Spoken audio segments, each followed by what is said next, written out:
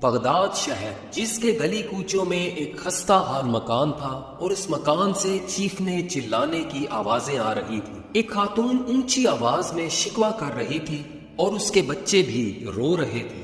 یوں محسوس ہوتا تھا جیسے ان پر کوئی قیامت ٹوٹ پڑی ہو۔ ان بچوں کا باپ جس کا نام یوسف تھا سر جھکائے اپنی بیوی کا غصہ برداشت کر رہا تھا۔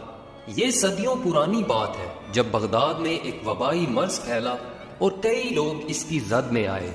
یوسف بھی اس بیماری میں مبتلا ہونے کی وجہ سے کمزور، لاچار اور بیکار ہو چکا تھا۔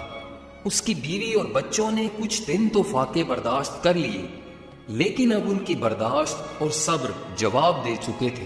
یوسف اب بچوں کو روتا دیکھ کر رسوئی میں گیا کہ ان کے کھانے کو کچھ ڈھونڈ سکے، لیکن اب گھر میں کھانے کو کچھ نہ بچا تھا اور تمام برتن خالی تھے۔